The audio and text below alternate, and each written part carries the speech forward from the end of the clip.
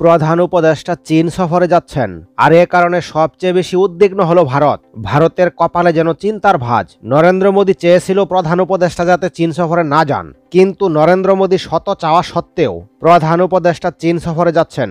কেন তিনি চীন সফরে যাচ্ছেন তা সরাসরি না বললেও তবে একটি জিনিস কিন্তু পরিষ্কার, ভারতের গণ্ডি থেকে বের হতে চাচ্ছে বাংলাদেশ। ভারত থেকে বাংলাদেশ যতই গুটিয়ে নিচ্ছে, অপরদিকে চীন কিন্তু বাংলাদেশকে ততই কাছে টানছে। আর এই জিনিসটি কিন্তু সহ্য হচ্ছে না নরেন্দ্র মোদীর, যার কারণে কিন্তু বাংলাদেশের উপর বিভিন্ন চাপ প্রয়োগ করতে, বাংলাদেশের বাণিজ্য খাতকে অচল করতে উঠে পড়ে লেগেছে নরেন্দ্র মোদী প্রশাসন। তবে প্রধান উপদেষ্টা যেহেতু চীন সফরে যাচ্ছেন, এখানে কিন্তু বাণিজ্যের বিষয়টি উঠে আসবে। বাংলাদেশ এবং চীনের মধ্যে বিরাট অঙ্কের বাণিজ্য হয়ে থাকে। ভারতের সঙ্গে বাংলাদেশ যে সকল বাণিজ্য করত, এখন কিন্তু ভারত থেকে গুটিয়ে চীনের দিকে ধাবিত হচ্ছে। আর এর ফলেই মূলত ভারত চাচ্ছে পুনরায় বাংলাদেশের সঙ্গে আগের বাণিজ্যগুলো ঠিক রাখতে। বাংলাদেশের বেশিরভাগ প্রকল্প চীনের সহযোগিতায় করা হচ্ছে। অনেকগুলো প্রকল্প ভারতকে দেওয়া হয়েছিল, সেই প্রকল্পগুলো ভারতকে বাতিল করে এখন চীনকে দেওয়া হচ্ছে। তাছাড়া ভারতের সবচেয়ে বড় ভয় হলো বাংলাদেশ যদি চীনের সঙ্গে আরও সম্পর্ক ঘনিষ্ঠ করে ফেলে, তাহলে ভারতের 7 সিস্টারের জন্য যেই করিডোর দরকার, সেই করিডোর যদি বাংলাদেশ না দেয়, তাহলে ভারতের 7 সিস্টারকে ধরে রাখতে পারবে না।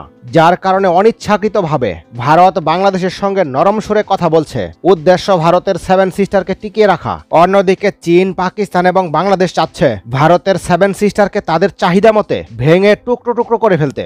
7 সিস্টারের 7টি রাজ্য তারা 7 রঙের পতাকা টাঙিয়ে আগেই তার ইঙ্গিত দিয়ে রেখেছে। আর এই 7 সিস্টারকে ভেঙে দেওয়ার জন্যই মূলত চীন কিন্তু বাংলাদেশের সামরিক ঘাঁটি গাড়তেও প্রস্তুত। আয়তনের দিক থেকে বাংলাদেশ পৃথিবীর 90তম দেশ, তবে ভৌগোলিক গুরুত্ব বিবেচনায় পৃথিবীর শীর্ষ 15 থেকে 20টি দেশের মাঝে অবস্থান করবে, যে কারণে পৃথিবীর শক্তিশালী দেশগুলো সামরিক ঘাঁটি স্থাপন করতে চায়। মার্কিন যুক্তরাষ্ট্র, ফ্রান্স, ব্রিটেন, ভারত এবং চীনের মতো দেশগুলো বাংলাদেশে তাদের সামরিক ঘাঁটি নির্মাণ করতে মরিয়া।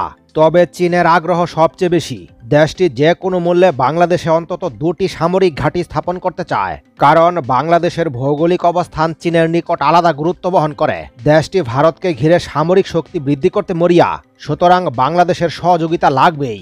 অন্যথায় চীনের পক্ষে ভারতকে চাপে রাখা সম্ভব হবে না। কিন্তু প্রশ্ন হচ্ছে বাংলাদেশের কোন 2টি স্থানে সামরিক ঘাঁটি স্থাপন করতে আগ্রহী চীন?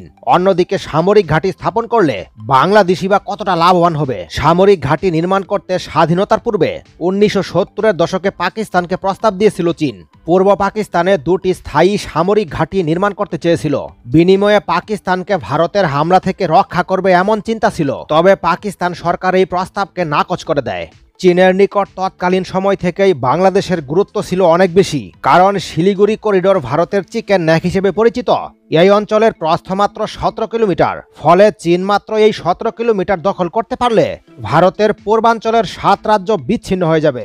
একমাত্র মার্কিন যুক্তরাষ্ট্রের আপত্তির কারণে চীনের প্রস্তাব নাকচ করে দেয় পাকিস্তান। তৎকালীন সময়ে যুক্তরাষ্ট্র এবং চীনের সম্পর্ক ঘনিষ্ঠ ছিল, তবে যুক্তরাষ্ট্র জানত ভবিষ্যতে চীন তাদের শত্রু হয়ে যাবে, তাই যুক্তরাষ্ট্র চাপ দিয়ে চীনের প্রস্তাব আগেই আটকে দিয়েছিল। পরবর্তীতে বাংলাদেশ স্বাধীন হয় 1971 সালে এবং 1976 সাল থেকে চীনের সঙ্গে বাংলাদেশের সম্পর্ক ঘনিষ্ঠ হয়। সে সময় প্রেসিডেন্ট জিয়াউর রহমানকে সমর্থন দেয় চীন।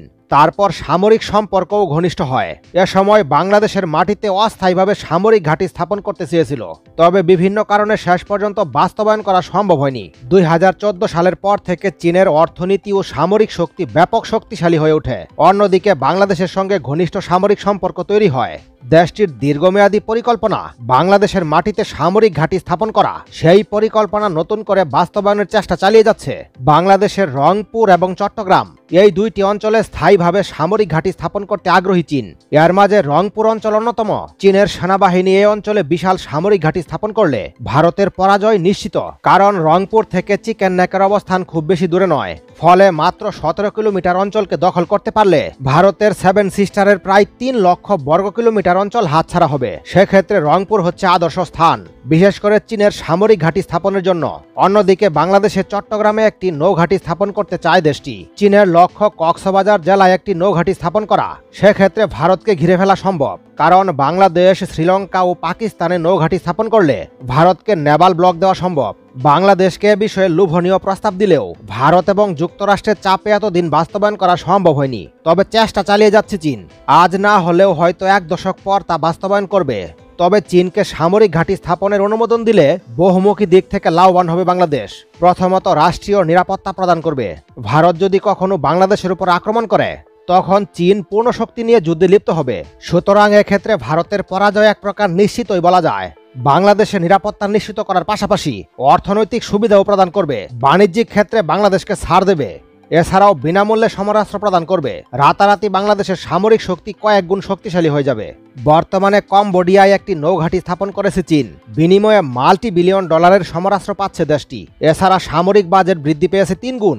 অপরদিকে বিভিন্ন শিল্প কারখানা হস্তান্তর করেছে চীন, যে কারণে রাতারাতি কম্বোডিয়ার অর্থনীতি এবং সামরিক শক্তি বৃদ্ধি পেয়ে গেছে। একই ধরনের সুযোগ পাবে বাংলাদেশও। তাছাড়া মার্কিন যুক্তরাষ্ট্র সেন্ট মার্টিন দ্বীপে নৌঘাঁটি স্থাপন করতে আগ্রহী। বিনিময়ে মিয়ানমার থেকে নিরাপত্তা নিশ্চিত করবে বাংলাদেশের জন্য। কিন্তু মিয়ানমার বাংলাদেশের জন্য এমন কোনো দেশ নয় যার জন্য যুক্তরাষ্ট্রকে নৌঘাঁটি স্থাপন করতে দেওয়া উচিত, কারণ মিয়ানমারকে মোকাবেলার সক্ষমতা বাংলাদেশের রয়েছে। বাংলাদেশের অবস্থান থেকে চীনের প্রস্তাব লোভনীয়। সেক্ষেত্রে এখন সম্ভব না হলেও ভবিষ্যতে এই প্রস্তাব গ্রহণ করা যেতে পারে। চীনের বৈশ্বিক অবস্থান 2030 সালের মধ্যে আরও শক্তিশালী হবে। অন্যদিকে ভারতের হাত থেকে বাংলাদেশ নিরাপদ থাকবে। ভবিষ্যতে বড় ধরনের যুদ্ধ হলে ভারত তার পূর্বাঞ্চলের 7 রাজ্য হারাবে। এই 7 রাজ্য যে চীন কিংবা বাংলাদেশ নিজেদের মানচিত্রে দেখাবে তা কিন্তু নয়। স্বাধীনতার জন্য গণভোট আয়োজন করতে পারে। সেক্ষেত্রে সম্ভাবনা থাকবে ত্রিপুরা সহ বেশ কিছু অঞ্চলে নিয়ন্ত্রণ পাবে বাংলাদেশ। সুতরাং বাংলাদেশের ভৌগোলিক আয়তন বৃদ্ধি পাওয়ার সম্ভাবনা থাকবে। এই বিষয়টি নিয়ে ভারত চিন্তিত, তাই বাংলাদেশের সহযোগিতা চায় দেশটি। পূর্বাঞ্চলের 7 রাজ্য নিয়ন্ত্রণ ধরে রাখতে বাংলাদেশের সহযোগিতা পেতে মরিয়া। তবে বাংলাদেশ চীনকে সামরিক ঘাঁটি না দিয়েও লাভবান হতে পারবে। যেমন ভারতকে চাপ দিয়ে সুবিধা আদায় করা সম্ভব। বাংলাদেশের ভৌগোলিক গুরুত্ব ভারতের নিকট অতি গুরুত্বপূর্ণ, যেখানে বাংলাদেশ চাইলে ভারতকে কাবু করতে পারে। অথচ ভারত বাংলাদেশের ন্যায্য হিসেব বুঝিয়ে দিচ্ছে না। প্রথমত পানি বন্টন নিয়ে সমস্যা, সমুদ্র সীমা নিয়ে ঝামেলা রয়েছে। এছাড়া প্রতি বছর সীমান্ত হত্যা বেড়েই চলেছে। অন্যদিকে প্রয়োজনের মুহূর্তে কাঁচামাল সরবরাহ বন্ধ করে এবং দ্রব্যমূল্যের দাম বৃদ্ধি করে। এছাড়াও একাধিক বিষয়ে সমস্যা তৈরি হয়, যেখানে বাংলাদেশের ভৌগোলিক অবস্থানকে কাজে লাগিয়ে ভারতকে চাপে ফেলা সম্ভব। সেখানে বাংলাদেশ নিজেই ভারতের চাপে থাকে বিভিন্ন ইস্যুতে রাজনৈতিক সুবিধা পাওয়ার জন্য। তবে বাংলাদেশকে চীন বাণিজ্যিক সুবিধা দেওয়ার মাধ্যমে নিজেদের বলয়ে যুক্ত করেছে। একটি সময় হয়তো বাংলাদেশকে সামরিক ঘাঁটি প্রদান করবে। বর্তমানে বাংলাদেশ ভারত সম্পর্কে টানপোড়েন চলছে।